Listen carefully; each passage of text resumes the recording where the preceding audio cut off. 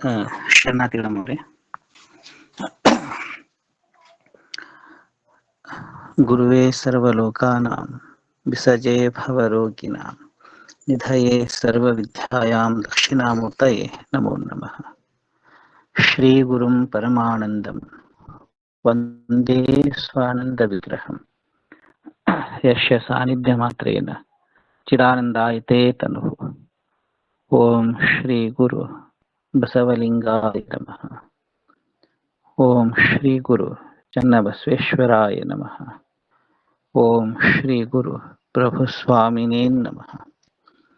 ಇಂತೆ ತ್ರಿಮೂರ್ತಿಗಳು ಮೊದಲಾದ 770 ಅಮರಗಣಗಳ ಅಸಂಖ್ಯಾತ ಶರಣರ ಶ್ರೀಪಾದ ಪದ್ಮಗಳಿಗೆ ಅನಂತ ಭಕ್ತಿಯ ಶರಣಾರ್ಥಿಗಳನ್ನು ಸಮರ್ಪಿಸಿ, ಪ್ರಾತಸ್ಮರಣೀಯರಾಗಿರ್ತಕ್ಕಂತಹ ಪರಮ ಪೂಜ್ಯ ಮಹಾಶಿವಯೋಗಿ ಶ್ರೀಮನ್ ನಿಜಗುಣ ಶಿವಯೋಗಿಗಳವರಲ್ಲಿ ಅವರ ಕೈವಲ್ಯ ಪದ್ಧತಿಗೆ ಕಲ್ಪವಲ್ಲರಿಯನ್ನ ಮಾಡಿರ್ತಕ್ಕಂತಹ ಪರಮ ಪೂಜ್ಯ ಪ್ರಾತಸ್ಮರಣೀಯ ಶ್ರೀ ಸರ್ಪಭೂಷಣ ಶಿವಯೋಗಿಗಳವರ ಶ್ರೀಪಾದದಲ್ಲಿ ಅನೇಕ ದೀರ್ಘ ದಂಡವತ್ ಪ್ರಣಾಮಗಳನ್ನು ಸಮರ್ಪಿಸಿ,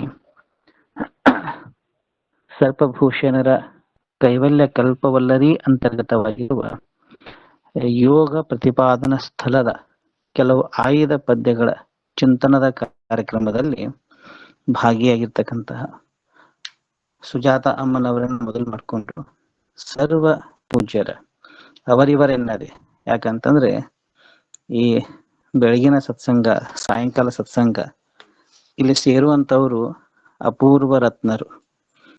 ಎಲ್ಲರೂ ಒಂದೊಂದು ಸ್ಥಾನದಲ್ಲಿ ಬಹಳ ದೊಡ್ಡ ಸಾಧನೆಯನ್ನ ಮಾಡಿದವರು.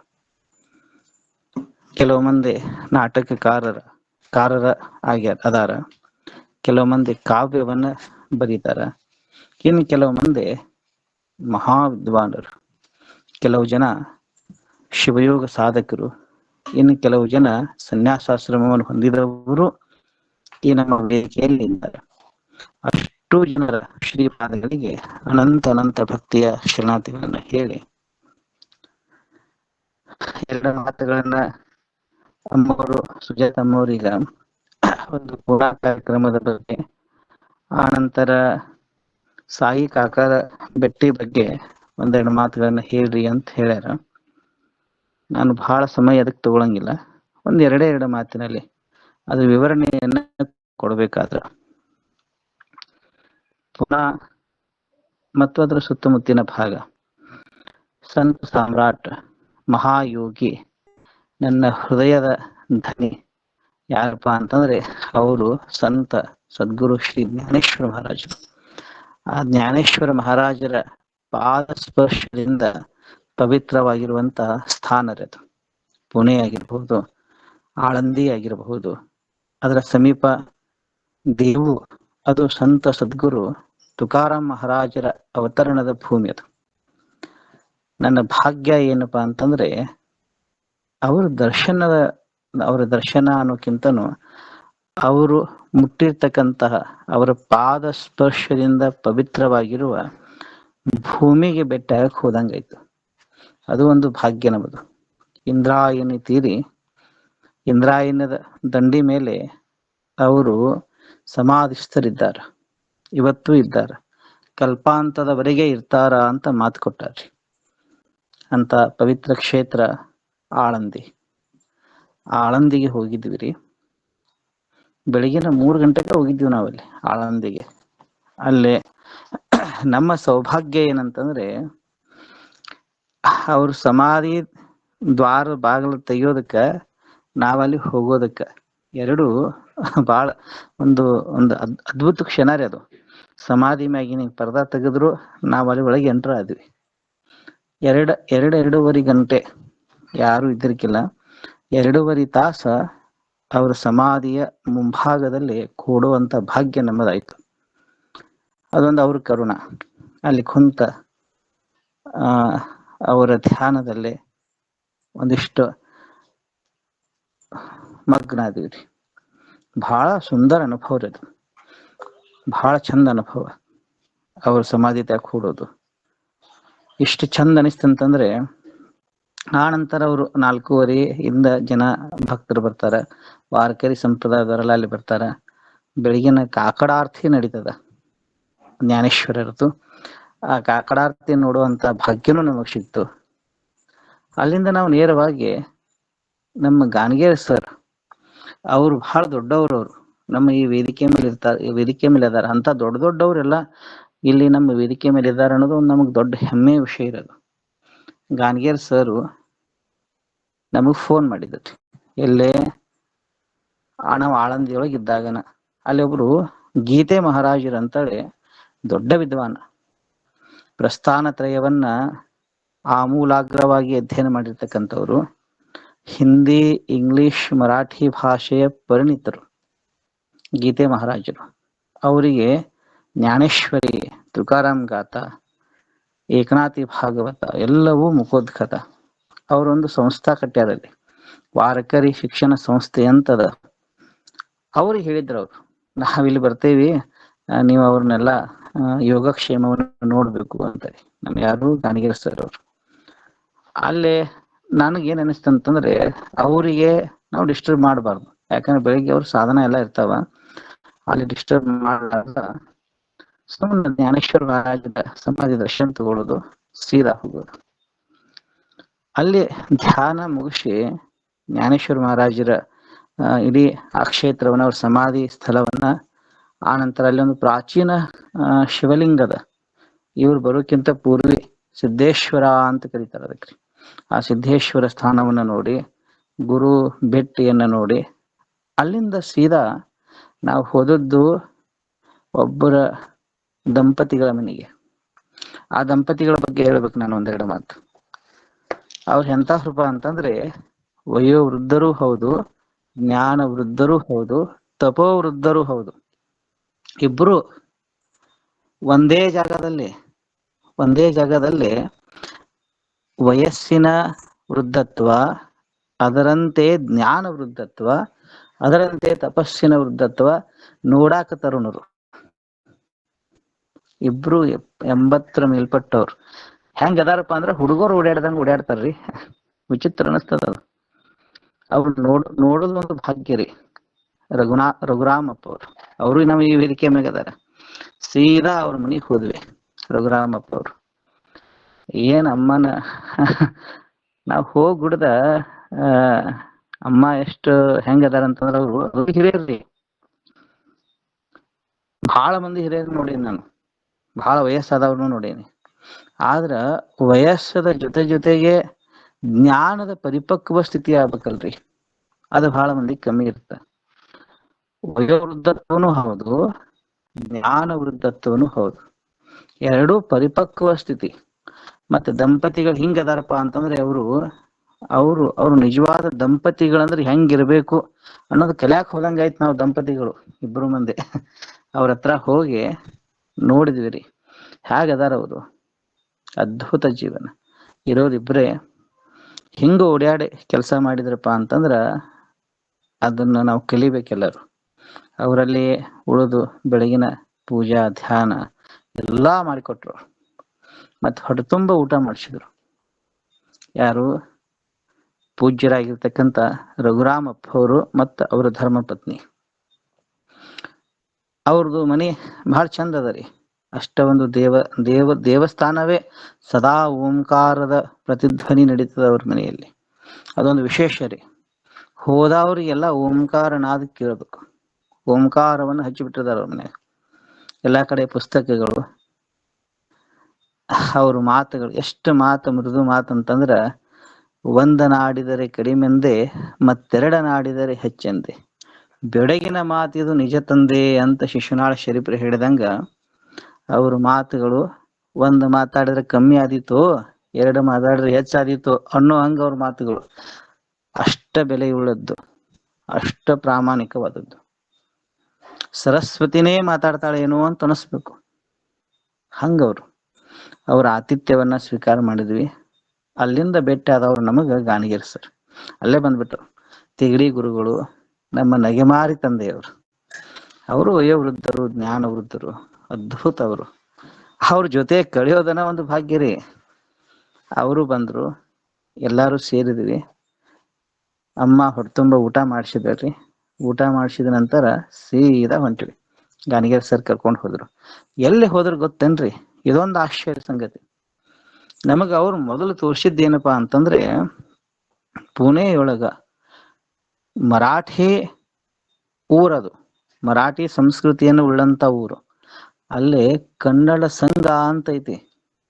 ಪುಣೆಯೊಳಗ ಕನ್ನಡ ಸಂಘ, ಕನ್ನಡ ಮಾತನಾಡುವವರ ಸಂಘ, ಕನ್ನಡ ಹಾಡುವವರ ಸಂಘ.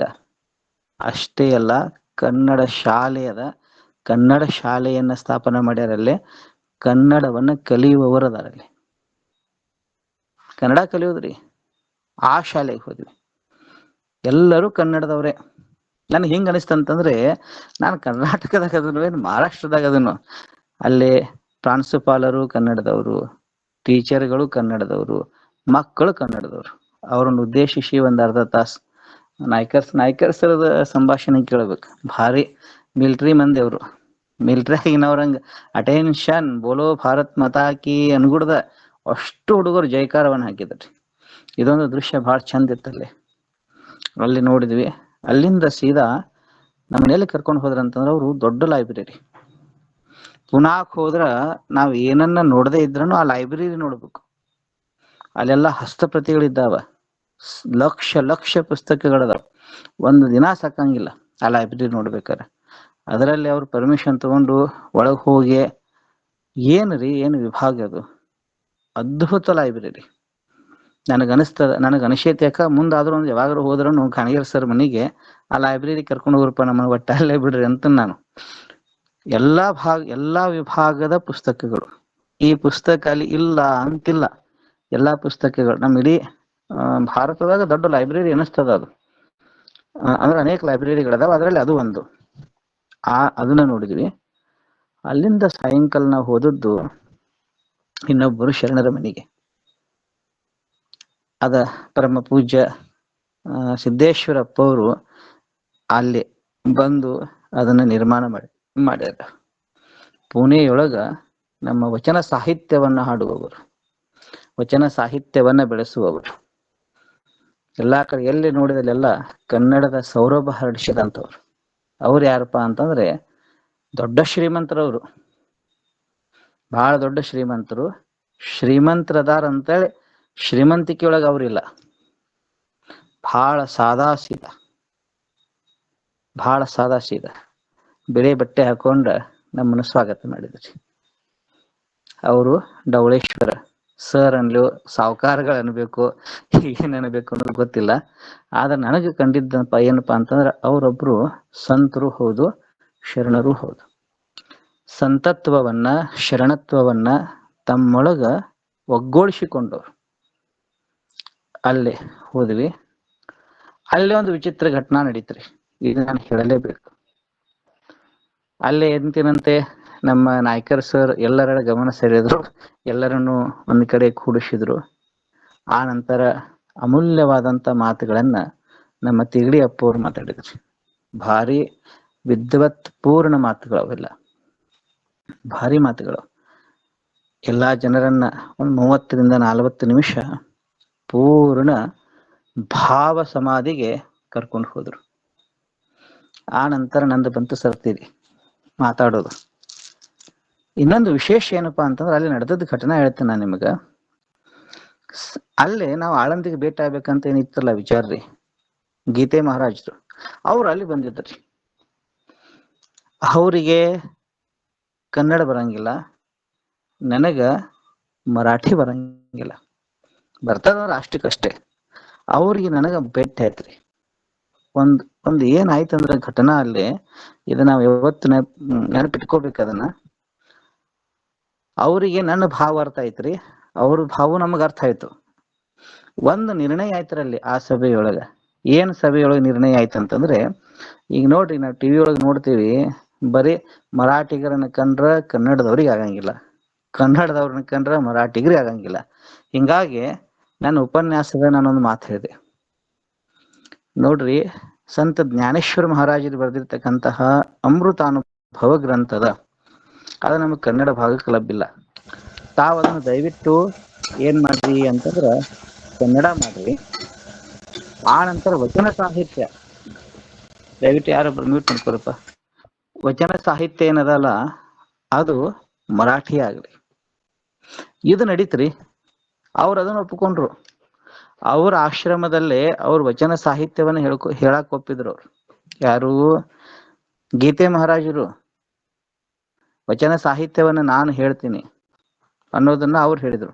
ಆನಂತರ ಇನ್ನೊಂದು ವಿಶೇಷತೆ ನಡೀತಂತಂದ್ರೆ ಅವರು ನಮ್ಮ ಇಷ್ಟು ಎಲ್ಲ ಘಟನೆ ನಡೀತಲ್ಲ ಇದು, ಅವಾಗ ಡವಳೇಶ್ವರ ಶರಣರು ಎದ್ ನಿಂತು ಏನ್ ಹೇಳಿರ ಅಂತಂದ್ರ, ಈ ಪುಸ್ತಕ ಪ್ರಕಟ ಆಯ್ತಂತಂದ್ರೆ ಅದನ್ನ ಪ್ರಕಟ ನಮ್ಮ ಬಸವ ಸಮಿತಿಯಿಂದ ಮಾಡ್ತೀವಿ, ಆ ನಂತರ ಅದನ್ನೆಲ್ಲ ಕಡೆ ಪ್ರಚಾರವನ್ನು ಮಾಡ್ತೀವಿ ಅನ್ನೋದು ಇದೊಂದು ಪ್ರಮುಖ ಘಟ್ಟ ಅಲ್ಲೇ ನಿರ್ಮಾಣ ಆಯ್ತರ. ಇದೆಲ್ಲ ಸಂತೋಷದ ಸುದ್ದಿ ರೀ. ಯಾಕಂದ್ರ ಮಹಾರಾಷ್ಟ್ರದ ಜ್ಞಾನೇಶ್ವರರು ಕನ್ನಡಕ್ಕೆ ಬರ್ತಾರ, ಕನ್ನಡ ನಾಡಿನ ಶರಣರು ಮಹಾರಾಷ್ಟ್ರಕ್ಕೆ ಹೋಗ್ತಾರೆ. ಚಲೋ ಅಲ್ಲೇನ್ರಿ ಇದು? ಇಂಥ ಒಂದು ಅಪೂರ್ವ ಘಟನಾ ಅಲ್ಲಿ ನಡೀತು. ಇದು ಸಂಕ್ಷಿಪ್ತವಾದಂತ ಒಂದು ಪರಿಚಯ ಇರ್ಲಿ. ಇನ್ನು ಎರಡನೇ ಭಾಗದಾಗ ನಾವು ಎರಡು ಮಾತನ್ನ ಹೇಳಂತ ಹೇಳ್ಯಾರ ಅಮ್ಮವರು. ಇನ್ನೊಬ್ಬರಿಗೆ ನಾವು ಭೇಟಿಯಾಗಿದ್ದೀವಿ. ಒಬ್ಬ ಯೋಗಿಗಳು, ತಪಸ್ವಿಗಳು, ಪರಾವಸ್ಥೆಯನ್ನು ಹೊಂದಿದಂಥವ್ರು.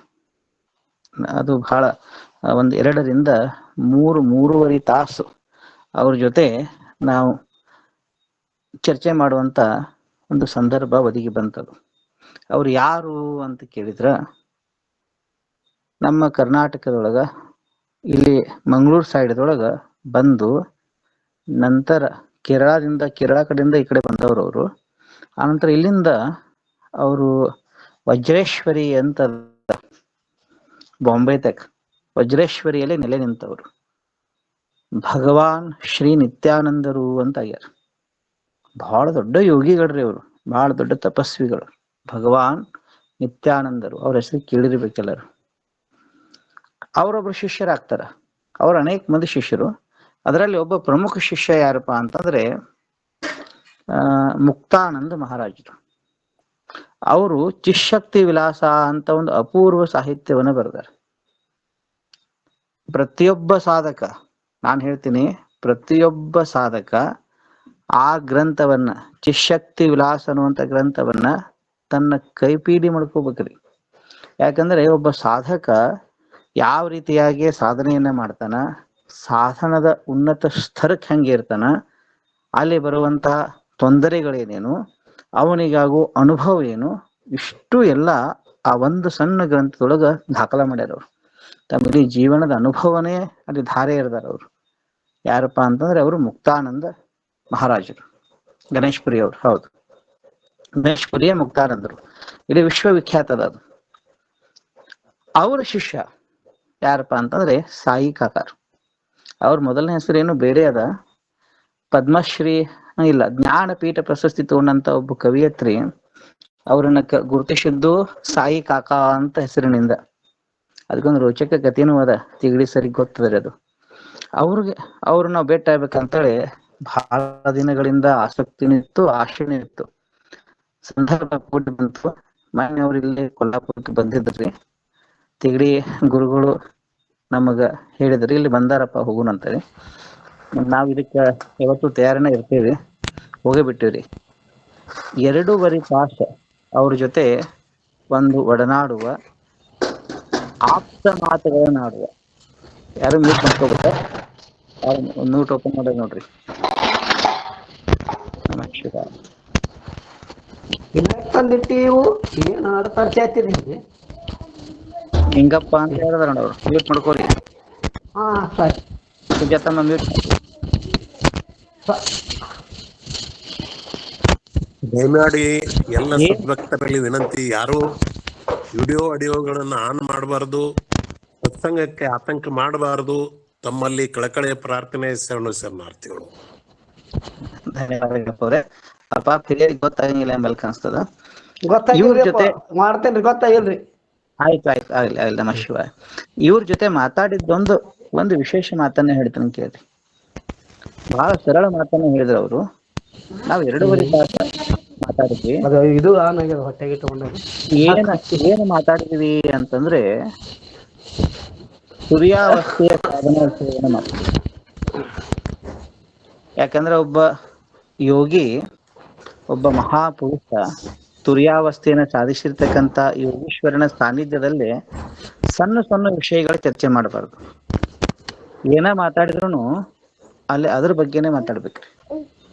ಅಂಥವ್ರು ಸಮೀಪ ನಮಗ್ ಸಿಕ್ಕಾಗ ಇನ್ನೊಂದು ದೊಡ್ಡ ಮಾತನ್ನ ಒಬ್ಬ ಮಹಾತ್ಮ ಹೇಳ್ಯಾರ, ಒಬ್ಬ ಅನುಭವಿಯ ಸಾನ್ನಿಧ್ಯ, ಒಬ್ಬ ಆತ್ಮಜ್ಞಾನಿಯ ಸನ್ನಿಧಾನದಾಗ ಇರುವಂತ ಸಮಯ ಏನಿರ್ತದಲ್ಲ, ಅದು ಸವಿಕಲ್ಪ ಸಮಾಧಿ ಬರೋಬ್ಬರಿ ಅಂತ ಹೇಳ್ಯಾರಿ. ಸವಿಕಲ್ಪಕ್ಕೆ ಸಮಾಧಿ ಸಾಧಿಸೋದು ಅಷ್ಟೇ, ಒಬ್ಬ ಆತ್ಮಜ್ಞಾನಿಯ ಸಾನ್ನಿಧ್ಯದಲ್ಲಿ ಇರೋದು ಅಷ್ಟ, ಎರಡೂ ಅಷ್ಟೇ ಫಲದಾಯಕ ಅದಾವು. ಅಂತ ಭಾಗ್ಯ ಸಿಕ್ತ ನಮಗದು. ಒಂದ್ ಅಗದಿ ಹಿಂಟು ಚಂದ ಮಾತನ್ನ ಹೇಳಿದ್ರು, ಸಾಧನೆ ಎಲ್ಲರಿಗೂ ಉಪಯೋಗ ಆಗುತ್ತ. ಅದು ನಾನು ಹೇಳ್ತೀನಿ. ಈಗ 4 ವಾಣಿಗಳಿದ್ದಾವ, ತಮ್ಮೆಲ್ಲರಿಗೂ ಪರಿಚಯದ. ವೈಖರಿ, ಮಧ್ಯಮ, ಪಶ್ಯಂತಿ, ಪರ. ನಾವೆಲ್ಲರೂ ಎಲ್ಲಿ ಹೆಚ್ಚು ಕಮ್ಮಿ ನಮ್ಮ ಸಮಯವನ್ನು ಕಳೀತೀವಿ ಅಂತಂದ್ರ ವೈಖರಿ ವಾಣಿಯಲ್ಲಿ. ಅವ್ರೇನ್ ಹೇಳಿದ್ರಪ್ಪ ಅಂತಂದ್ರೆ, ವೈಖರಿಯಿಂದ ಮಧ್ಯಮಕ್ಕೆ ಬರ್ಬೇಕು, ಮಧ್ಯಮದಿಂದ ಪಶ್ಯಂತಿಗೆ ಬರ್ಬೇಕು, ಪಶ್ಯಂತಿಯಿಂದ ಪರಾವಾಣಿಯಿಂದ ಅಪರಾಸ್ಥಿತಿಗೆ ಹೋಗ್ಬೇಕು, ಪರಾವಾಣಿಗೆ ಹೋಗ್ಬೇಕು, ಅಲ್ಲಿಂದ ಮೂಲ ಬ್ರಹ್ಮದಲ್ಲಿ ನೆಲೆ ನಿಂದಿರ್ಬೇಕು. ಇದಕ್ಕೆ ಸುಲಭೋಪಾಯ ಏನಪ್ಪಾ ಅಂತಂದ್ರೆ, ಸುಲಭ ಸಾಧನ ಏನಪ್ಪಾ ಅಂತಂದ್ರ ಶ್ರೀ ಗುರು ಕೊಟ್ಟಂತ ಸಾಧನ. ಒಂದು ಬಹಳ ಸರಳ ಸಾಧನ. ನಿಮ್ಮನ್ನ ಪರಮಾತ್ಮನರಿಗೆ ಒಯ್ಯುವಂತ ಸುಲಭ ಉಪಾಯ ಯಾವುದಪ್ಪ ಅಂತಂದ್ರ ಅದು ಶ್ವಾಸ. ಅದನ್ನ ಹಿಡ್ಕೋರಿ. ಶ್ವಾಸದ ಜೊತೆ ನಿಮ್ಮ ಪ್ರಯಾಣ ಆಯ್ತಂತಂದ್ರೆ ಬರ್ತಾ ಬರ್ತಾ ಬರ್ತಾ ಎಲ್ಲಾ ಭಾವಗಳು ಬಿದ್ದು ಹೋಗ್ತಾವ. ಎಲ್ಲಾ ಬಿದ್ದು ಬಿದ್ದು ಬಿದ್ದು ಕೊನೆಗೆ ಅದುವೇ ನೀವು ಹಾಕಿರಿ. ಇವರು ಹೇಳಿದ್ದದು ಭಾರಿ ಮಾತದು. ಅದಷ್ಟೇ ಸತ್ಯನ ಅದ, ಅದು ಹೌದಿಲ್ರಿ? ಅದುವೇ ನಾನಾಗ್ಬೇಕು, ಅದ ಮುಖ್ಯವಾಗಿರುವಂತದ್ದು. ನಾವು 2.5 ತಾಸು ಮಾತಾಡೀವಿ. 2.5 ತಾಸದಲ್ಲೇ ಎಲ್ಲ ನಾ ಬಹಳ ವಿಚಿತ್ರ ಪ್ರಶ್ನೆಗಳನ್ನು ಕೇಳಿನ ಅವ್ರನ್ನ. ಅದರಲ್ಲೇ ಒಂದು ಪ್ರಶ್ನೆ, ಈಗ ಆದಂತವ್ರು, ಈಗ ಸಂತ ಜ್ಞಾನೇಶ್ವರರಾಗ್ಯಾರ, ಈಗ ಬಸವಣ್ಣನವರಾಗ್ಯಾರ, ಏಕನಾಥರಾಗ್ಯಾರ, ಅನೇಕ ಮಂದಿ ಮಹಾಪುರುಷರಾಗ್ಯಾರ, ಶಿವಾನಂದರಾಗ್ಯಾರ, ಸಿದ್ಧಾರೂಢರಾಗ್ಯಾರ, ಶರೀಫರಾಗ್ಯಾರ. ನಾನು ಅವರನ್ನ ಭೇಟಿಯಾಗಬೇಕಾಗಿತ್ತು. ಈಗ ಹ್ಯಾಗ ಭೇಟಿಯಾಗೋದು ಗುರುಗಳೇ ಅಂತ ಕೇಳಿದೆ ನಾನು. ಈಗ ನಾನು ಅವ್ರಿಗೆ ಭೇಟಿಯಾಗಬೇಕು. ಅವ್ರು ಎಷ್ಟು ಚಂದ ಉತ್ತರ ಕೊಟ್ಟರು ಗೊತ್ತನ್ರಿ? ನೋಡಪ್ಪ, ನಿನಗ ಫೋನ್ ನಂಬರ್ ಗೊತ್ತಿರ್ಬೇಕು. ಅವ್ರು ಹೇಳಿದ ಮಾತು, ನಿಮಗ್ ನನ್ನ ಫೋನ್ ಹಚ್ಚಬೇಕಾದ್ರೆ ನಿಮ್ ನಂಬರ್ ನನಗ್ ಗೊತ್ತಿರ್ಬೇಕು. ನಾ ಕರೆಕ್ಟ್ ಡಯಲ್ ಮಾಡಿದ್ರೆ ನನಗೆ ಬಡ್ ಮುಟ್ತದು, ಹೌದಿಲ್ರಿ? ಹಾಗೆಯೇ ಆ ಕೋಡ್ ವರ್ಡ್ ನಮಗ್ ಗೊತ್ತಿರ್ಬೇಕು. ಅಂದಾಗ ನಾವು ಅವ್ರ ಸಂಪರ್ಕ ಸಾಧಿಸಕ್ ಸಾಧ್ಯ ಐತಿ ಅಂತ ಹೇಳಿದ್ರು ಅವ್ರು. ಅದು ಸಾಧ್ಯತಾ ಐತಿ. ಇದು ದೊಡ್ಡ ಮಾತದರಿ, ಇದು ಸಣ್ಣ ವಿಷಯ ಅಲ್ಲಿದು. ನಾನು ಅವರನ್ನ ಭೇಟಿಯಾಗಬಹುದು. ಇನ್ನೊಂದು ಪ್ರಶ್ನೆ ಕೇಳಿದೆ, ಅವ್ರು ನಮಗ್ ಮಾರ್ಗದರ್ಶನ ಮಾಡಬಹುದೇನ? ಯಾರು? ಪ್ರಾಚೀನರು. ಅದಕ್ಕೆ ಅವ್ರು ಕೊಟ್ಟ ಉತ್ತರ ಹೌದು, ಸಾಧ್ಯದ ಅಂತ ಹೇಳಿದ್ರು. ಅನೇಕ ವಿಚಾರಗಳ ಪ್ರಶ್ನೋತ್ತರ ನಡೆದು ಇಷ್ಟು ಇರಲಿ.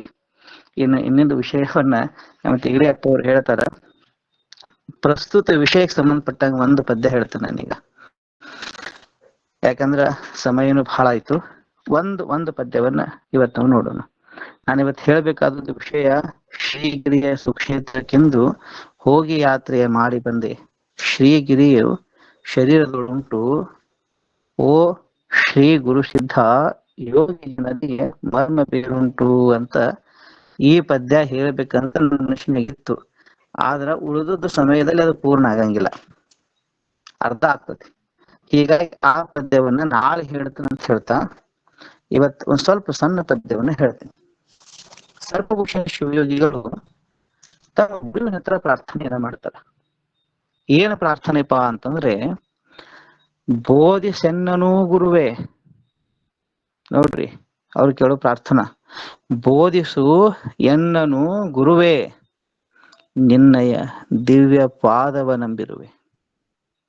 ವೇದಾಂತದೋಳ್ ಗೌಪ್ಯವಾದ ತತ್ವವನೇ ಸಂಪಾದಿಸಿ ಮನದಿ ವಿನೋದಿಸಿ ಸುಖಿಸೆಂದು ಬೋಧಿಸೆನ್ನನು ಗುರುವೆ. ಇದೊಂದು ಪದ್ಯ ಇವತ್ತು ಚಿಂತನೆ ಮಾಡೋಣ. ಸರ್ಪಭೂಷಣರು ಗುರುಗಳ ಹತ್ರ ಪ್ರಾರ್ಥನೆಯನ್ನ ಮಾಡ್ತಾರೆ. ಬೋಧಿಸೆನ್ನನು ಗುರುವೆ, ಹೇ ಗುರುವೆ ನನ್ನನ್ನ ಬೋಧಿಸು. ಬೋಧಿಸು ಅಂತಂದ್ರ ನನಗ ನೀನು ಉಪದೇಶವನ್ನ ಮಾಡು, ನನಗೆ ತತ್ವಾರ್ಥವನ್ನ ತಿಳಿಸಿರು. ಹ್ಯಾಗ ಬೋಧಿಸ್ಬೇಕಪ್ಪ? ವೇದಾಂತದೋಳ್ ಗೌಪ್ಯವಾದ ತತ್ವವನ್ನೇ ಸಂಪಾದಿಸಿ ಮನದಿ. ನನಗ ಇದನ್ನೇನು ಹೇಳಬೇಡ. ಸರ್ಪಭೂಷಣ ಶಿವಯೋಗಿಗಳು ಕೇಳ್ತಾರ ಗುರುಗಳ ಹತ್ರ, ನನಗ ಅದು ಇದು ಬೇಕಾಗಿಲ್ಲ, ನನಗೆ ಬೇಕಾಗಿರೋದೇನು? ವೇದಾಂತದೋಳ್ ಗೌಪ್ಯವಾದ ತತ್ವವನ್ನೇ ಸಂಪಾದಿಸಿ ಮನದಿ. ವೇದಾಂತದಲ್ಲೇ ಅತ್ಯಂತ ಗೌಪ್ಯವಾಗಿರ್ತಕ್ಕಂಥ ತತ್ವ ಐತಲ್ಲ, ತತ್ವ ಅಂತಂದ್ರೆ ಚೈತನ್ಯ, ಹೌದಿಲ್ರಿ? ತತ್ವ ಅಂತಂದ್ರೆ ಬೇರೆ ಏನೂ ಅಲ್ಲ, ಶುದ್ಧ ಚೈತನ್ಯಕ್ಕ ತತ್ವ ಅಂತ ಕರೀತಾರೆ. ಅದು ವೇದಾಂತದಲ್ಲೇ ಅತ್ಯಂತ ಗೌಪ್ಯವಾದದ್ದು. ಇಡೀ ವೇದಾಂತ ಎಲ್ಲ ಏನ್ ಹೇಳ್ತದಪ್ಪ ಅಂತಂದ್ರೆ ಆ ಶುದ್ಧ ಚೈತನ್ಯದ ಉಪದೇಶವನ್ನ ಮಾಡ್ತದೆ. ಅದನ್ನ ಸಂಪಾದಿಸಿ ಮನದಿ ವಿನೋದಿಸಿ ಸುಖಿಸೆಂದು ಬೋಧಿಸೆನ್ನನು ಗುರುವೆ. ಇಲ್ಲಿ ಒಂದು ಪ್ರಶ್ನೆ ಬರಬಹುದು, ಅಲ್ಲಪ್ಪ ಇವರೇ ಸರ್ಪಭೂಷಣ ಶಿವಯೋಗಿಗಳಂತ ಹೇಳ್ತೀರಿ, ಮತ್ತೇನ್ ಹೇಳ್ತಾರೆ? ವೇದಾಂತದೊಳಗೆ ಗೌಪ್ಯವಾದ ತತ್ವವನ್ನು ಸಂಪಾದಿಸಿ ಹೇಳಂತ ಹೇಳ್ತೀರಿ. ಹಂಗಾರೆ ವೇದಾಂತದಲ್ಲಿ ಹೇಳಿರ್ತಕ್ಕಂಥ ತತ್ವಜ್ಞಾನ, ಶಿವಯೋಗದ ತತ್ವಜ್ಞಾನ ಎರಡು ಬೇರೆ ಬೇರೆನು ಏನು ಒಂದನು? ಇದು ಪ್ರಶ್ನೆ ಬರುತ್ತ. ಎರಡು ಬೇರೆ ಬೇರೆ ಅಲ್ಲ. ಯಾವ ಶುದ್ಧ ಚೈತನ್ಯವನ್ನ ವೇದಾಂತ ಬ್ರಹ್ಮ ಅಂತ ಕರೀತದಲ್ಲ, ಅದ ಶುದ್ಧ ಚೈತನ್ಯವನ್ನ ನಮ್ಮ ಬಸವಾದಿ ಶರಣರು ಲಿಂಗ ಅಂತ ಕರೀತಾರೆ. ಶಬ್ದ ಬ್ಯಾರೆ, ಆದ್ರೆ ಹೆಸರಿಸೋದು ಅದೇ ಮೂಲ ವಸ್ತುವನ್ನ. ಸರ್ಪಭೂಷಣರು ಅದನ್ನ ಕೇಳ್ತಾರ, ನನಗ ಅದನ್ನ ಹೇಳು. ಹೇಗೆ ಹೇಳ್ಬೇಕು? ಸಾಧನ ಹೇಳ್ತಾರ ಅವ್ರು. ನೋಡ್ರಿ, ಇದೊಂದು ವೈಶಿಷ್ಟ್ಯ ಚಂದದ ಅಂತಂದ್ರ, ಸರ್ಪಭೂಷಣರೇ ನನಗೆ ಹಿಂಗ್ ಹೇಳು ಅಂತ ಹೇಳಿ ಗುರುವಿನ ಹತ್ರ ಪ್ರಾರ್ಥನೆ ಮಾಡು. ನನಗೆ ಹೆಂಗರ ಏನಾರ ಹೇಳ್ಬೇಡ. ಏನ್ ಹೇಳ್ತಾರ ಗೊತ್ತೇನೋ ಅವರು? ತಲೆವಾಗಿ ಬೆಳೆದಿರುವ ಪಂಕಜದ ಪಂಕಜದ ದಳದೇ ತಿರುಗುತ್ತಿರುವ ಕಳಹಂಸ ಶಿಶುವಿನ ಸುಳುಹುವನ್ನು ತಡೆದು ತನ್ನಳಿನದೆ ಕರ್ಣಿಕೆಯೋಳ್ ಇಂತು ನಲಿಯಂತು ಬೋಧಿಸೆನ್ನನು ಗುರುವೆ. ನಿನ್ನಯ ಪಾದ ನಂಬಿರುವೆ. ವೇದಾಂತದೋಳು ಗೌಪ್ಯವಾದ ತತ್ವವನ್ನೇ ಸಂಪಾದಿಸಿ ಮನದಿ ವಿನೋದಿಸಿ ಸುಖಿಸೆಂದು ಬೋಧಿಸೆನ್ನನು ಗುರುವೇ ಅಂತಾರ. ಬಹಳ ಚಂದ ಮಾತುಗಳದಾವ, ಲಕ್ಷ್ಯಪೂರ್ವಕವಾಗಿ ಕೇಳ್ರಿ. ತಲೆವಾಗಿ ಬೆಳೆದಿರುವ ಪಂಕಜದ, ಹೆಂಗದ ಪಂಕಜ? ಪಂಕಜ ಅಂತಂದ್ರ ಕಮಲ, ಪಂಕದಲ್ಲಿ ಜನಿಸಿರ್ತಕ್ಕಂಥದ್ದು ಪಂಕಜ. ಹಾಗದ ಅದು ತಲೆವಾಗಿ ಬೆಳೆದಿರುವ ಪಂಕಜದ ದಳದೇ ತಿರುಗುತ್ತಿರುವ ಕಳಹಂಸ ಶಿಶುವಿನ ಸುಳುಹನು ತಡೆದು. ನಮ್ಮ ಹೃದಯ ಕಮಲ ಅದರ ವಿವರಣೆಯನ್ನ ಮಾಡ್ತಾರೆ ಇಲ್ಲಿ ಅವರು. ಹೃದಯ ಕಮಲ ಹೇಗದಪ್ಪ ಅಂತಂದ್ರೆ ತಲೆವಾಗಿ ಬೆಳೆದಿರುವ, ಅದರ ತಲೆ ಮೇಲಾಗಿಲ್ಲ. ಹಿಂಗ ಕಮಲಗಳೆಲ್ಲ ಹಿಂಗ ಮ್ಯಾಗ ಅದಿರ್ತಾವ್ರೆ, ಒಂದೊಂದು ಕಮಲ ಹೂಗಳು ಒಂದಿಷ್ಟು ಕೆಳಗೆ ಹಿಂಗ್ ಬಾಗಿರ್ತಾವ, ತಾವು ನೋಡಿರಬಹುದು. ತಲೆವಾಗಿ ಬೆಳೆದಿರುವ ಸ್ವಲ್ಪ ಹಿಂಗ್ ಬಾಗಿರ್ತಕ್ಕಂಥ ಕಮಲ.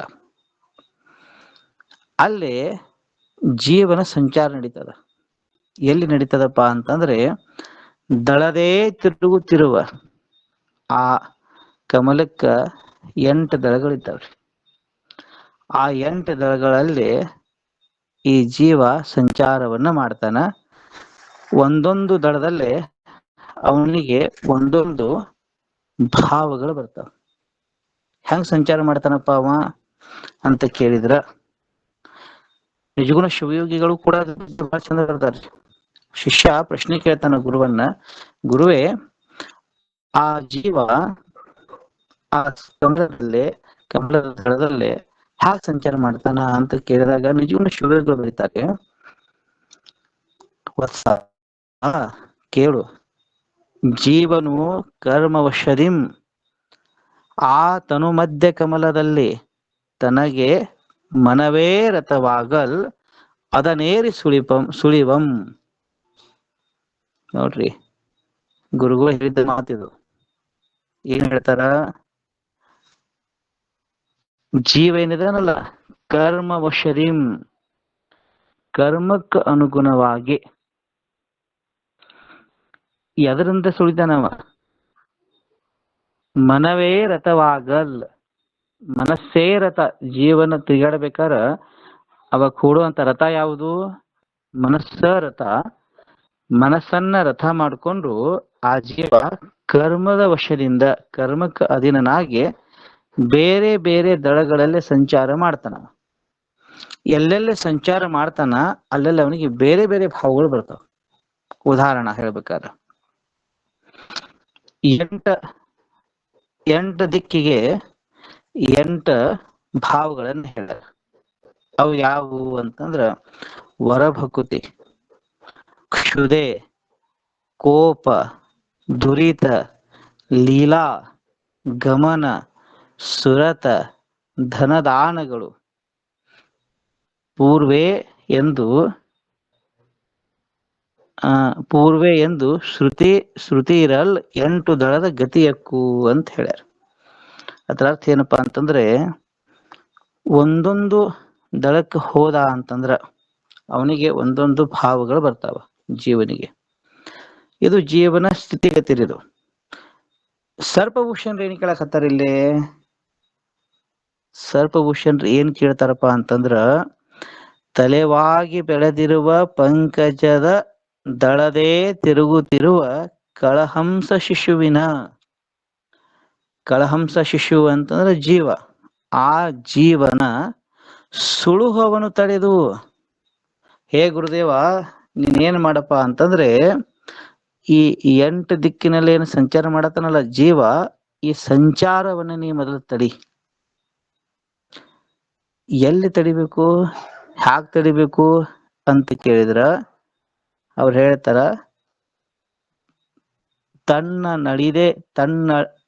ನಳಿದೆ ಕರ್ಣಿಕೆಯೋಳ್ ಇಂತು ನಲಿಯೆಂದು ಬೋಧಿಸೆನ್ನನು ಗುರುವೆ. ಏನಂತಾರಪ್ಪ ಅಂತಂದ್ರ ಅವರು,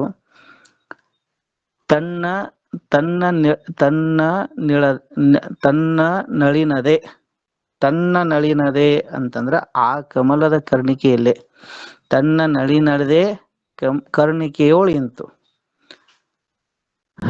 ಏನ್ ಜೀವ ಆ ದಳಗಳಲ್ಲೇ ಸಂಚಾರ ಮಾಡಕತ್ತಾನಲ್ಲ, ಆ ಸಂಚಾರವನ್ನ ಬಿಡಿಸಿ ಕರ್ಣಿಕೆಯೊಳಗೆ ನಿಲ್ಲೋ ಹಂಗ ಮಾಡಪ್ಪ ಗುರುದೇವ.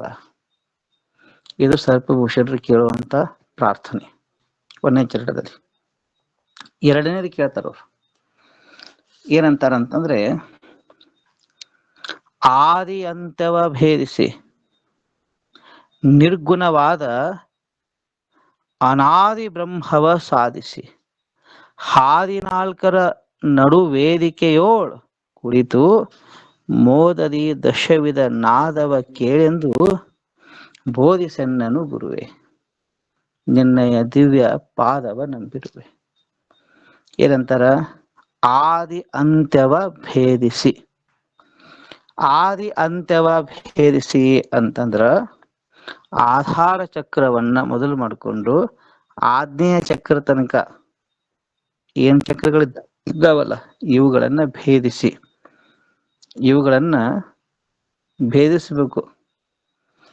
ಇದಕ್ಕೊಂದು ಬಹಳ ಸಾಯಿ ಕಾಕಾರು ಬಹಳ ಅದ್ಭುತ ಮಾತನ್ನ ಹೇಳಿದ್ರಿ ಇದು ಈ ವಿಷಯಕ್ಕೆ ಸಂಬಂಧಪಟ್ಟ. ಏನ್ ಮಾಡೋ ಅವಶ್ಯಕತೆ ಇಲ್ಲ. ನೀವು ನಿಮ್ಮ ನಿಜ ಸ್ವರೂಪದಲ್ಲಿ ನೆಲೆ ನಿಂದ್ರಿ, ತಾನಾಗಿಯೇ ಚಕ್ರಗಳ ಭೇದಿಸ್ತಾವಂತ ಅವ್ರದ್ದು ಹೇಳಿದ ಮಾತೆ ನಿನ್ನೆ ಚರ್ಚೆಯೊಳಗೆ ಬಂದದ್ದು. ಈ ಚಕ್ರಗಳ ಭೇದಿಸೋ ಗೋಜಿನ ಹೋಗ್ಬೇಡ್ರಿ, ನೀವು ನಿಮ್ಮಲ್ಲೇ ನೆಲೆ ನಿಂದ್ರಿ. ನೀವು ನಿಮ್ಮಲ್ಲೇ ನೆಲೆ ನಿಂದ್ರೋದಂದ್ರೆ ಏನು? ಮನ ಪವನ ದೃಷ್ಟಿಯನ್ನ ಒಂದು ಮಾಡಿ ಭೂಮಧ್ಯದಲ್ಲಿ ನೆಲೆ ನಿಂದ್ರಿ. ಅವಾಗ ತಾನಾಗೆ ನಮ್ಮ ಸರ್ವನಾಡಿಗಳು ಶುದ್ಧಿ ಆಕ್ಕವ, ಚಕ್ರಗಳು ಒಂದ್ರಾಗ ಒಂದ್ ಅವು ಪ್ರವೇಶ ಹಾಕೋಂತ ಮೇಲೆ ಬಂದ್ಬಿಡ್ತಾನ್ರಿ ಜೀವ.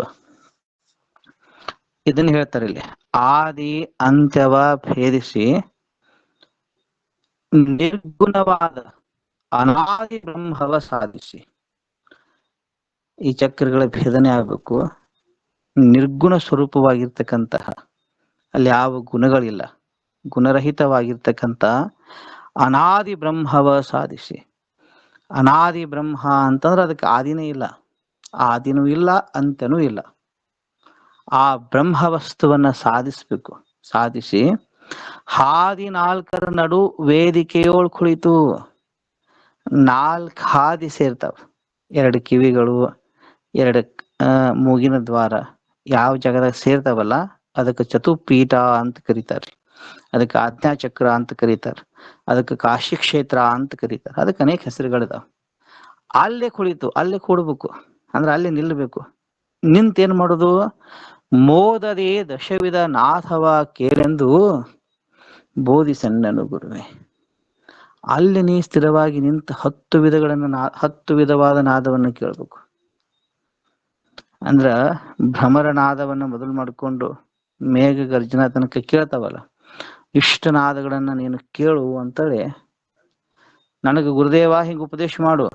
ಸರ್ಪಭೂಷಣರೇ ಹೇಳಕತ್ತಾರ, ನನಗ್ ಹಿಂಗ ನೀವು ಉಪದೇಶ ಮಾಡು. ಮುಂದೆ ಹೇಳ್ತಾರ, ಇದಂತೂ ನಮ್ಮ ಮುಕುಂದು ಸ್ವಾಮಿಗಳು ಖಾಯಂ ಹೇಳ್ತಿದ್ರು. ಇದನ್ನ ಮೂಲ ಕುಂಡಲಿನಿಯನೆತ್ತಿ ಆಗ್ನೇಯದ ಮೇಲನ ನೆಲೆಗೆ ಹತ್ತಿ ಸಾಲಿಟ್ಟು ಸುರಿತಿರ್ಪ ಹಾಲನೇ ಸವಿದುಂಡು ನೀಲ ಜ್ಯೋತಿಯ ದಿವ್ಯ ಜ್ವಾಲೆಯೋಳ್ ಬೆಳಗೆಂದು ಬೋಧಿಸೆನ್ನನು ಗುರುವೇ, ನಿನ್ನಯ ದಿವ್ಯ ಪಾದವ ನಂಬಿರುವೆ. ಮತ್ತೇನ್ ಮಾಡ್ಬೇಕು? ಮೂಲ ಕುಂಡಲಿನಿಯ ನೆತ್ತಿ. ಮೂಲ ಕುಂಡಲಿನಿ ಅಂದ್ರ ಮೂಲಾಧಾರದಲ್ಲಿ ನೆಲೆಸಿರ್ತಕ್ಕಂಥ ಕುಂಡಲಿನಿ ಶಕ್ತಿಯನ್ನ ಮೇಲಕ್ಕೆತ್ತಬೇಕು. ಮೂಲ ಕುಂಡಲಿನಿಯ ನೆತ್ತಿ ಎಲ್ಲಿ ಬರ್ಬೇಕ್ರಿ? ಆಗ್ನೇಯದ ಮೇಲನ ನೆಲೆಗೆ ಹತ್ತಿ. ಆಧಾರದಲ್ಲಿರುವಂತದ್ದು ಶಕ್ತಿ. ಎಲ್ಲಿ ಹೋಗ್ಬೇಕಪ್ಪ ನಾವು? ಆಗ್ನೇಯದ ಮೇಲನ ನೆಲೆಗೆ ಹತ್ತಿ ಆಜ್ಞಾಚಕ್ರವನ್ನು ದಾಟಿ ಅದರ ಮ್ಯಾಲಿರೋದು ಯಾವುದು? ಸಹಸ್ರದಳ. ಅಲ್ಲಿ ಹತ್ತಬೇಕು. ಅಲ್ಲಿ ಹತ್ತಿ ಏನ್ ಮಾಡ್ಬೇಕು?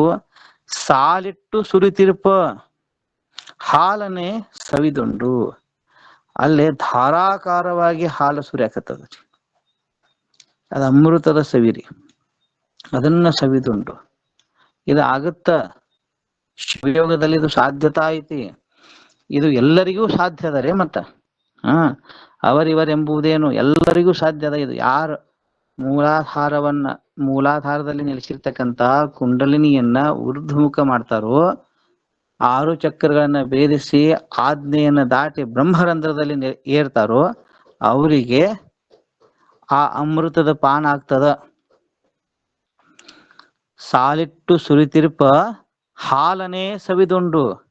ಆ ಹಾಲ ಅಂದ್ರೆ ಏನು? ಅಮೃತವನ್ನ ಅನುಭವಿಸ್ತಾ ಅವಾಗ ಬರುತ್ತ ನೀಲ ಜ್ಯೋತಿಯ ದಿವ್ಯ ಜ್ವಾಲೆಯೋಳ ಬೆಳಗೆಂದು. ಕೊನೆಗೆ ಬರೋದಿದು ನೀಲ ಜ್ಯೋತಿ. ನೀಲ ಜ್ಯೋತಿಯ ದಿವ್ಯ ಜ್ವಾಲೆಯೋಳ ಬೆಳಗೆಂದು. ಅದನ್ನ ಅಲ್ಲಿ ನೆಲೆ ನಿಂದಿರ್ಬೇಕು. ಅದು ಸ್ಥಿರವಾಗಿ ನಿಂದಿರುತ್ತ. ಬಹಳ ಮಂದಿಗೆ ಬರ್ತೈತಿ ಹೋಗ್ತೈತಿ, ಇದೆಲ್ಲ ಬೇರೆ. ಅದು ನಿಂದಿರ್ತೈತಿ. ನೀಲ ಜ್ಯೋತಿ ಬಂದು ನೀತಪ್ಪ ಅಂತಂದ್ರೆ ಆ ನೀಲ ಜ್ಯೋತಿದ ಒಳಗ ಬ್ರಹ್ಮ ದರ್ಶನ ಆಗ್ತದ್ರಿ. ಇದು ಬಹಳ ಎತ್ತರ ಮಟ್ಟದ ಸ್ಥಿತಿ ಇದು. ಅಲ್ಲಿ ನೀ ಇರಪ್ಪ ಅಂತ ನನಗ್ ಹಿಂಗ ನೀ ಬೋಧ ಮಾಡು ಗುರುವೇ ಅಂತ ಸರ್ಪಭೂಷಣರು ಕೇಳ್ತಾರ. ಮುಂದೆ ಹೇಳ್ತಾರು, ರವಿ ಶಶಿಗಳ ತರೆದು ಸುಸುಮ್ನೆಯ ನವ ಮಾರ್ಗದೋಳು ನಡೆದು ಜವದಿ ಪಶ್ಚಿಮ ದಿಕ್ಕಿನ ಅವನೀಧರದ ಮೇಲೆ ತವೇ ಮೋಕ್ಷ ಸತಿಯ ಅನುಭವದಿ ಮೈ ಮರಿ ಎಂದು ಬೋಧಿಸೆನ್ನನು ಗುರುವೇ. ಮೋಕ್ಷ ಸತಿ ಇರೋದು ಅಲ್ಲಿದಾಳ, ಹೌದಿಲ್ರಿ? ಆಕೆ ಜೊತೆ ಸತಿಯ ಅನುಭವದಿ ಮೈ ಮರಿ ಎಂದು ಆ ಮುಕ್ತಿ ಕಾಂತಿಯ ರತಿ ಸುಮ್ಮನ ಆಗುವುದೇ ಅಂತ ನಿಜಗುಣ ಶಿವಗಳು ಕೂಡ ಕೇಳ್ಯಾರ. ಸುಮ್ಮನೆ ಆಗಂಗಿಲ್ಲ ಅದೆಲ್ಲ. ಯಾವಾಗ ಆಗ್ತದ? ರವಿ ಶಶಿಗಳ ತಡೆದು. ಅಂದ್ರ ಎರಡು ವಾಯು ನಿಂದಿರ್ತದರಿ, ಕೇವಲ ಕುಂಭಕಾವಸ್ಥೆ ಬರ್ತದ. ಸುಷುಮ್ನೆಯ ನವ ಮಾರ್ಗದೋಳು ನಡೆದು, ಎಲ್ಲಿವರೆಗೆ ಈ ಇಡಾ ಪಿಂಗಡದಲ್ಲಿ ವಾಯು ಸಂಚಾರ ಐತಿ ಅಲ್ಲಿವರೆಗೆ ಸುಷುಮ್ನ ಬಂದಿರುತ್ತ. ಯಾವಾಗ ಇಡಾ ಪಿಂಗಳದ ವಾಯು ನಿಂದಿರ್ತತಿ ಅವಾಗ ಸುಷುಮ್ನ ಅನ್ನುವಂತ ನವ ಮಾರ್ಗ, ಹೊಸ ದಾರಿ ತೆರಿತದ. ಅದು ನಿಜವಾದ ದಾರಿ, ಅದು ಶಿವಪದ. ಅದನ್ನ ಹಿಡ್ಕೋಬೇಕು ನಾವು. ಅದ್ ಯಾವಾಗ ಚಾಲು ಆಗ್ತದ್ರಿ? ಇದು ಎರಡು ಯಾವಾಗ ನಿಂದಿರ್ತಾವಲ್ಲ, ಇಡಾ ಪಿಂಗಳೆಯಲ್ಲಿ ಹರಿಯುವಂತ ಈ ಶ್ವಾಸ ಯಾವಾಗ ಕೇವಲ ಕುಂಭಕ ಅವಸ್ಥೆಗೆ ಬರ್ತದೆ ಅಲ್ಲಿವರೆಗೆ ಸುಷುಮ್ನ ತೆರೆಯಂಗಿಲ್ಲ. ಆ ನಂತರ ಅದು ಓಪನ್ ಆಗುತ್ತ. ಅದಕ್ಕೆ ನವ ಮಾರ್ಗ ಅಂತ ಕರೀತಾರೆ.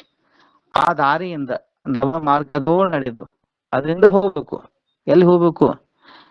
ಜವದಿ ಪಶ್ಚಿಮ ದಿಕ್ಕಿನ ಅವನೀಧರದ ಮೇಲೆ.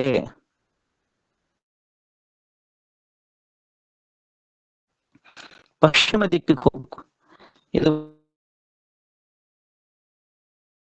ಅಂದ್ರ ಪಶ್ಚಿಮ ಚಕ್ರದ ಮೇಲೆ ಸುಷುಮ್ನ ಮಾರ್ಗವನ್ನು ಹಿಡ್ಕೊಂಡು ಪಶ್ಚಿಮ ಚಕ್ರಕ್ಕೆ ಹೋದ್ರ ಅಲ್ಲೇ ತವೇ ಮೋಕ್ಷ ಸತಿಯನ್ನು ಅನುಭವದಿ ಮೈ ಮರಿ ಎಂದು, ಅಲ್ಲೇ ಜೀವನ ಮುಕ್ತಾವಸ್ಥೆಯೊಳಗ ಮೈ ಮರಿಬೇಕು. ಹಂಗ ನನಗೆ ಏನ್ ಮಾಡಪ್ಪ ಅನ್ ಗುರುದೇವ ಉಪದೇಶ ಮಾಡು ಅಂತ ಹೇಳ್ತಾರೆ. ಕೊನೆ ಚರಣ ಏನಂತಾರಂತಂದ್ರ, ಪರಿಪೂರ್ಣಾನಂದ ಭಾವ. ಪರಿಪೂರ್ಣ ಆನಂದ ಭಾವ ಅಂತಂದ್ರೆ ಏನು? ದೇಶ ಕಾಲ ವಸ್ತು ಪರಿಚ್ಛೇದ ರಹಿತವಾಗಿರ್ತಕ್ಕಂಥ ಆನಂದ. ತಾರಕ ರೂಪ ಗುರು ಸಿದ್ಧ ದೇವದೇವ ಅಂದ್ರೆ ಏನು? ಆನಂದ ಸ್ವರೂಪನೇ ತಾರಕ ರೂಪ ಅಂತಂದ್ರ ಭವಸಾಗರದಿಂದ ನಮ್ಮನ್ನ ದಾಟಿಸುವಂತವ. ಆದ್ದರಿಂದ ತಾರಕ ರೂಪ. ಅವ ಯಾರು? ಗುರುಸಿದ್ಧ ದೇವದೇವ. ಅವನು ಗುರುಸಿದ್ಧ, ಅವನ ದೇವರ ದೇವ. ಅರಿದೆನೆಂಬಿರವನು ಮರೆದು ಎನ್ನೋಳ್ ನೀನು ಕುರುಹೇನು ತೋರದೆ ಬೆರೆದೇಕವಾಗೆಂದು. ಅಲ್ಲಿ ಮುಂದೆ ಹೋಗಿ ಆ ಆನಂದ ಸ್ವರೂಪ ಬ್ರಹ್ಮವೇ ತಾನಾಗಿ, ಗುರುಸಿದ್ಧನೇ ತಾನಾಗಿ ಅದನ್ನ ತಿಳಿದೀನಿ ಅನ್ನುವಂತ ಅರಿದೆನೆಂಬ ಅರಿವನು ಅಂದ್ರೆ ನಾನು ಬ್ರಹ್ಮವನ್ನ ಅರ್ತಿದ್ದೀನಿ ಅನ್ನುವಂತ ಈ ವೃತ್ತಿಯನ್ನು ಮರೆದು ಅದು ಹೋಗ್ಬೇಕು. ಜ್ಞಾನಂ ಬಂಧಃ ಅಂತ ಶಿವ ಹೇಳ್ಯಾನ ಶಿವಸೂತ್ರದಲ್ಲಿ. ಜ್ಞಾನನು ಕೂಡ ಬಂಧ. ನಾನು ಬ್ರಹ್ಮವನ್ನ ತಿಳಿದಿದ್ದೇನೆ ಅನ್ನೋದು ಕೂಡ ಬಂಧನನೇ. ಸರ್ಪಭೂಷಣ ಶಿವಗೆ ಹೇಳ್ತಾರ, ಅರಿದೆನೆಂಬ ಅರಿವನೂ ಮರೆದು. ನಾನು ಆ ಬ್ರಹ್ಮವನ್ನ ತಿಳಿದಿದ್ದೀನಿ ಅನ್ನುವಂತ ಅರಿವನ್ನು ಅದನ್ನು ಕೂಡ ಮರೆತು ಹೆಂಗಾಗ್ಬೇಕಪ್ಪ ಅಂತಂದ್ರ, ಎನ್ನೋಳು ನೀನು ಕುರುಹೇನು ತೋರದೆ ಬೆರೆದೇಕವಾಗೆಂದು. ನನ್ನೊಳಗೆ ನೀನು ಒಂದಿಷ್ಟು ಕುರುಹು, ಒಂದಿಷ್ಟು ಗುರುತ ಇರಬಾರ್ದು ಹಂಗ ಸಮರಸತೆ ಆಗ್ಲಿ. ಹಿಂಗಪ್ಪ ಪರಮಾತ್ಮ ನನಗೆ ನೀ ಏನ್ ಮಾಡು? ಬೋಧಿಸೆನ್ನನು ಗುರುವೇ ನಿನ್ನ ದಿವ್ಯ ಪಾದವ ನಂಬಿರುವೆ. ವೇದಾಂತದೋಳು ಗೌಪ್ಯವಾದ ತತ್ವವನ್ನೇ ಸಂಪಾದಿಸಿ ಮನದಿ ವಿನೋದಿಸಿ ಸುಖಿಸೆಂದು ಬೋಧಿಸೆನ್ನನು ಗುರುವೇ ಅಂತೇಳಿ ಪ್ರಾರ್ಥನೆ ಮಾಡ್ತಾರ. ಅವ್ರೇನು ಪ್ರಾರ್ಥನೆ ಮಾಡ್ಯಾರಲ್ಲ, ಹಂಗ ಹೇ ಗುರುದೇವ ಹಂಗ ನೀನ್ ನನಗೆ ಉಪದೇಶವನ್ನ ಮಾಡು. ನಾನು ನಿನ್ನೊಳಗ ಬೆರೆದ ಏಕಾಗಲಿ, ಯಾವ ಕುರುಹು ತೋರದೆ ಇರ್ಲಿ, ಅಂತ ನಿಜ ಸುಖ ಸ್ವರೂಪ ಗುರು ಸಿದ್ಧನೇ ನಾನಾಗು ಹಂಗ ಹೇ ಗುರುನಾಥ ಅನುಗ್ರಹಿಸು ಅಂತ ಹೇಳ್ತಾ ಎಲ್ಲ ಪೂಜ್ಯರಿಗೆ ಶರಣಾರ್ಥಿ. ಏನಾದ್ರು ಪ್ರಶ್ನೆ ಇದ್ರೆ ಕೇಳಿ.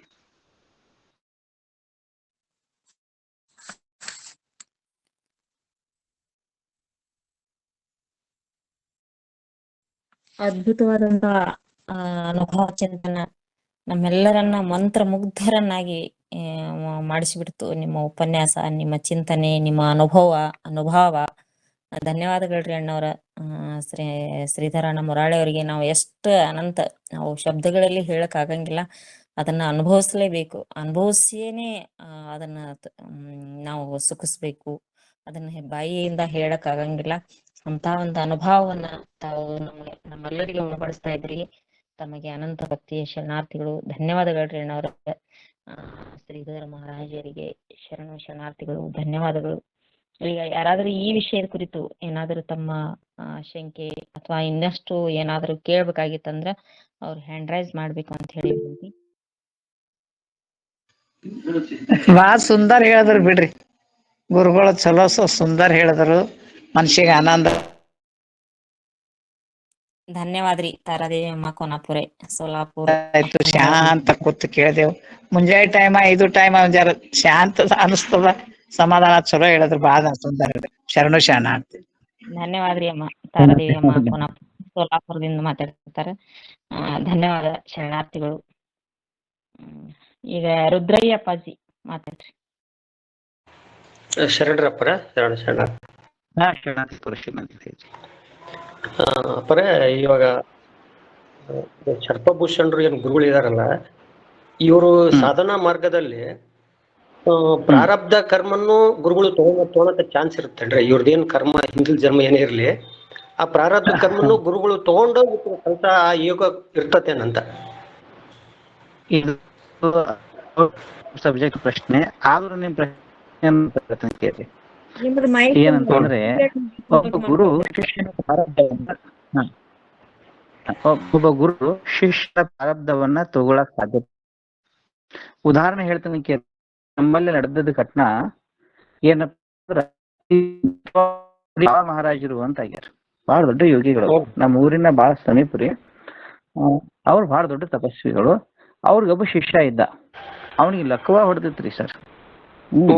ಅವ ಏನ್ ಮಾಡಿದ, ಎಲ್ಲಾ ದವಾಖಾನೆ ತೋರಿಸಿದ, ಏನೆಲ್ಲಾ ಮಾಡಿದ, ಆದ್ರ ಅವನ್ ಲಕ್ವ ಸರಿ ಆಗ್ಲಿಲ್ಲ. ಕೊನೆಗೆ ಅವ ಏನ್ ಮಾಡಿದ, ಗುರುವೇ ನನ್ನ ಶಿಕ್ಷಣ ಮಾಡ್ಬೇಕು ಅಂತ ಕರೆದ. ಬಾಬಾ ಮಹಾರಾಜರು ಅವ್ರು ಇಲ್ಲಿಂದ ಧಾರವಾಡ ಹೋಗ್ತಾರ, ಹೋಗೇ ಬಿಡ್ತಾರ. ಶಿಷ್ಯ ಕರೆದ ತಕ್ಷಣ ಏನಾಗ್ತದ ಗೊತ್ತೇನ್ರಿ, ಲಕ್ವ ಹೊಡೆದತ್ ಹೆಂಗ ಅಂತ ಕೇಳತ್ತ. ಏನಿಲ್ಲಪ್ಪ, ಮತ್ತ ನೀ ಕರ್ಯಾಕತ್ತಿ ಕೂಡ ನನಗ ಅಂದ್ರಂತವ್ರು.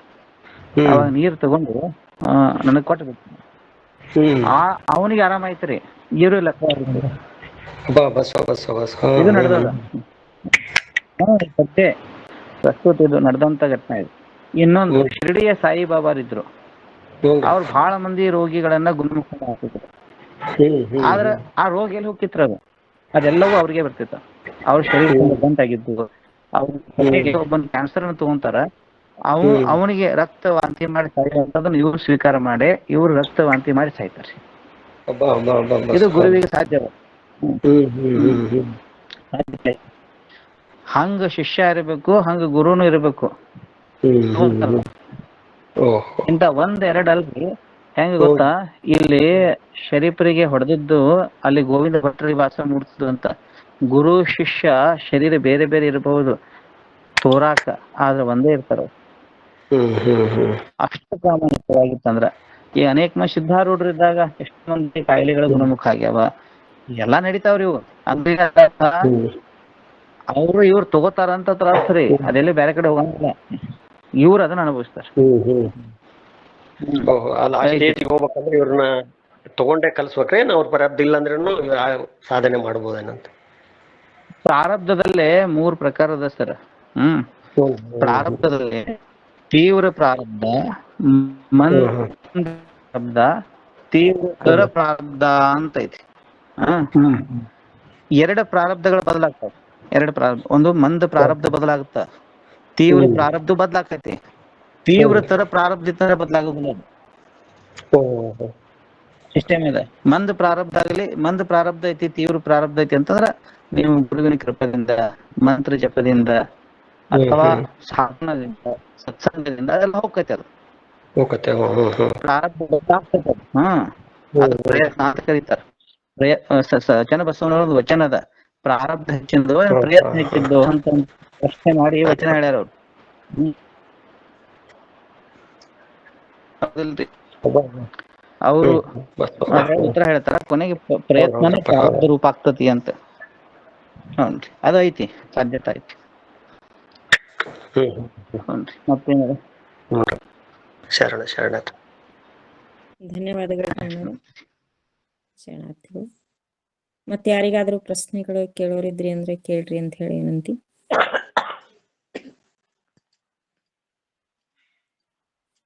ನಗೆಮಾರಿ ತಂದೆಯವರು ಮೊನ್ನೆ ತಮ್ದು ಪುಣೆದ ಅನುಭವವನ್ನ ಒಂದಿಷ್ಟು ಹೇಳ್ಬೇಕಂತ ಹೇಳಿ ಕೇಳ್ತೇನ್ರಿ.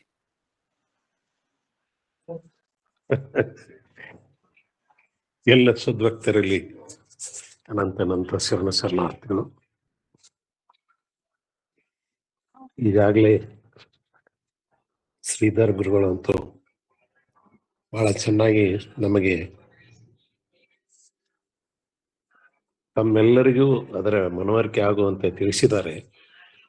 ಆದರೆ ನಮ್ಮದು ಭಾಗ್ಯ, ಎಲ್ಲ ಶರಣಿಯರ ಜೊತೆಗೆ ಕೂತ್ಕೊಂಡು ಮಾತನಾಡುವುದು, ಕೇಳುವುದು ಹಾಗೂ ಆನಂದ ಪಡೆಯುವುದು. ಆ ಪ್ರಸಂಗ ನಮ್ಮ ಚಂದ್ರಕಾಂತ್ ರಾಣಗೇರ್ ಗುರುಗಳು ಹಾಗೂ ದವಡೇಶ್ವರ ಗುರುಗಳು ಆ ಕಾರ್ಯಕ್ರಮವನ್ನು ಬಹಳ ಅವರ ಎಲ್ಲ ಸಂತ ಮಂಡಳಿ ಕೂಡ್ಕೊಂಡು ಬಹಳ ಚೆನ್ನಾಗಿ ನಿಜವಾಗಿ ಹೇಳ್ಬೇಕಂದ್ರೆ ಆ ಗುರು ಪೌರ್ಣಿಮೆ ಡೇಟ್ ಮೊದಲು ಒಂದು ಫಿಕ್ಸ್ ಮಾಡಿದ್ರು.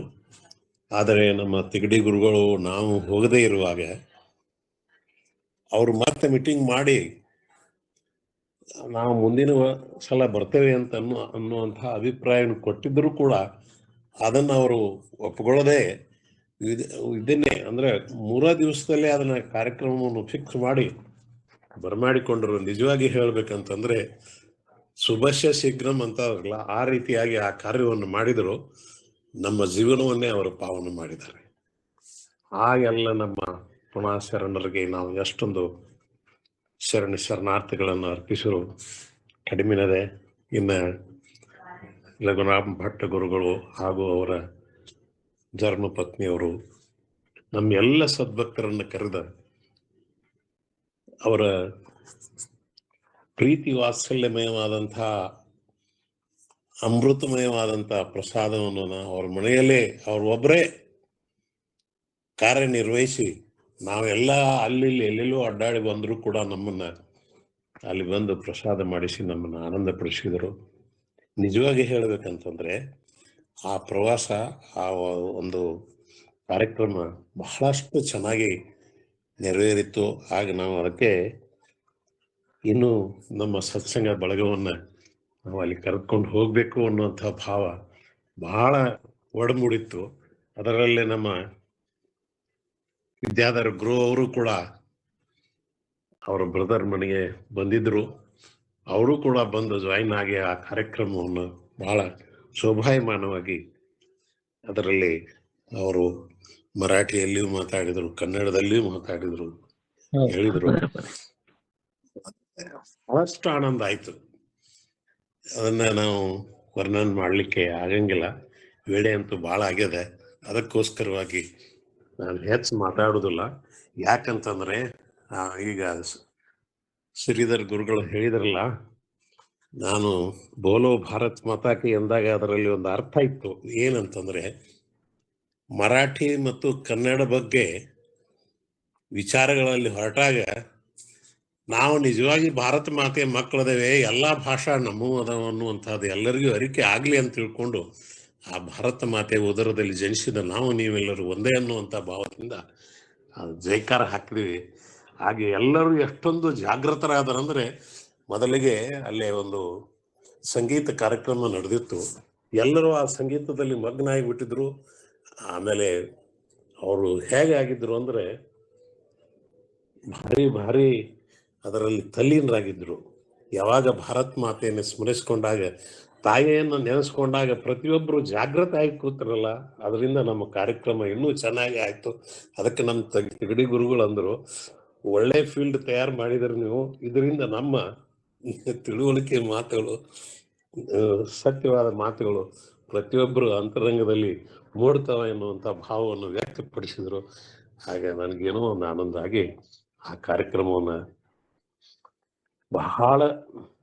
ಬಹಳಷ್ಟು ಆನಂದಮಯವಾಗಿ ನಾವು ಅನುಭವಿಸಿ ಬಂದಿದ್ದೀವಿ.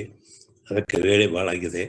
ತಮ್ಮೆಲ್ಲರಿಗೂ ನಾನು ಏನೋ ಸುಜಾತಕ್ಕವರು ಕರೆದದ್ದಕ್ಕಾಗಿ, ಈ ವೇಳೆಯನ್ನು ನಮಗೆ ಅನುಕೂಲ ಮಾಡಿಕೊಟ್ಟದ್ದಕ್ಕೆ ತಮ್ಮೆಲ್ಲರಿಗೂ ನನ್ನ ಅನಂತ ನಮಸ್ಕಾರಗಳನ್ನ ಅರ್ಪಿಸಿ 2 ಮಾತುಗಳು ಮುಗಿಸ್ತೇನೆ. ಎಲ್ಲರಿಗೂ ಶರಣಾರ್ಥಿಗಳು. ಧನ್ಯವಾದಗಳ್ರಿ ಅಪ್ಪಾಜಿ. ನೀವು 80 ವರ್ಷ ಮುಗಿಸಿ ಆದ್ರೂ ಇಷ್ಟು ಎಲ್ಲ ಎಷ್ಟು ಲವಲವಿಕೆಯಿಂದ, ಎಷ್ಟು ಹುರುಪಿನಿಂದ, ಅದಕ್ಕೆ ಸಿದ್ದೇಶ್ವರ ಅಪ್ಪಾಜಿನೇ ಅವರಿಗೆ ನಗೆಮಾರಿ ತಂದೆ ಅಂತ ಹೇಳಿ ಹೆಸರಿಟ್ಟಿದ್ದು ಸಾರ್ಥಕ ನೋಡ್ರಿ. ಇಷ್ಟು ರಾತ್ರಿ ಒಳಗ ಸಹಿತ ನಗತಾರ ಅವರು.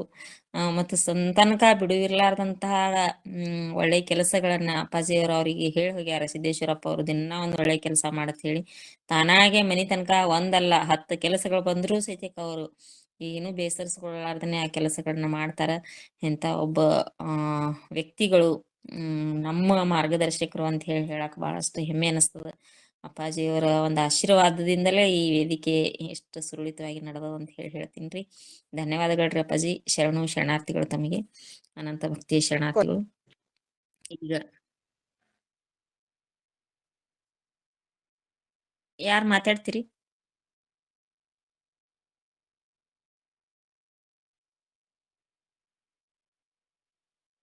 ಯಾರು ಮಾತಾಡ್ತೀರೇನ್ರಿ? ಯಾರ ಇದು ಮಾಡಿದ್ರು? ಈ ಕಾರ್ಯಕ್ರಮದ 417ನೇ ಕಾರ್ಯಕ್ರಮದ ಒಂದು ಮಂಗಲವನ್ನ ಸುಧಾ ಪ್ರಕಾಶ್ ಅಕ್ಕ ಅವರು ನಡೆಸ್ಕೊಡ್ಬೇಕು ಅಂತ ಹೇಳಿ ನಾನು ಕೇಳ್ತೀನಿ.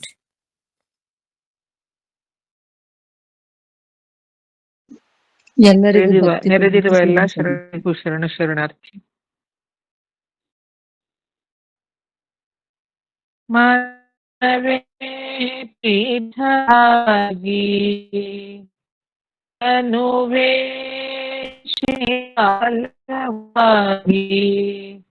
ನೆನಹೇ ಪೂಜೆಯಾಗಿ ಘನ ಮಹಾಲಿಂಗಕ್ಕೆ ಮನವೇ ಪೀಠವಾಗಿ ತನುವೇ ಶಿವಾಲಯವಾಗಿ ನೆನಹೇ ಪೂಜೆಯಾಗಿ ಲಿಂಗಕ್ಕೆ ಮನವೇ ಪೀಠವಾಗಿ ತನುವೇ ಶಿವಾಲಯವಾಗಿ ನೆನಹೇ ಪೂಜೆಯಾಗಿ ಧ್ಯಾನವೇ ತೃಪ್ತಿಯಾಗಿ ಅಂಬೋಧಿಯೊಳಗೆ ಧ್ಯಾನವೇ ತೃಪ್ತಿಯಾಗಿ ಅಂಬೋಧಿಯೊಳಗೆ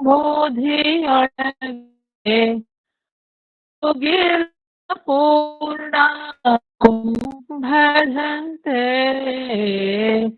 ಕುಂಭದಂತೆ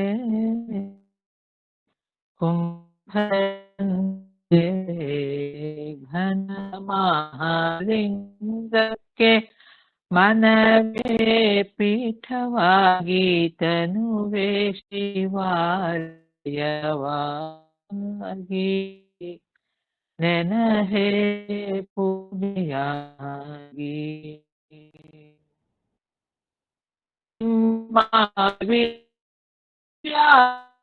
ಬೆಳಕಿನೊಳಗೆ ನಿಮ್ಮ ದಿವ್ಯ ಬೆಳಕಿನೊಳಗೆ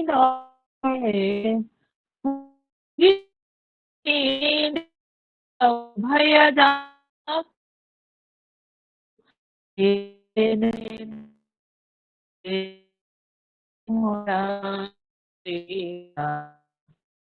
ನಿಮ್ಮ ಒಳಗಿನೊಳಗೆ ಮುಳುಗಿ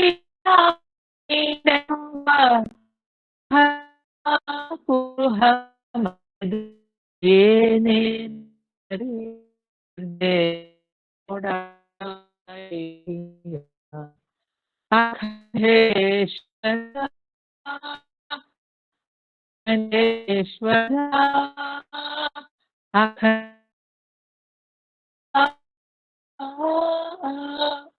ಧನ್ಯವಾದಗಳು.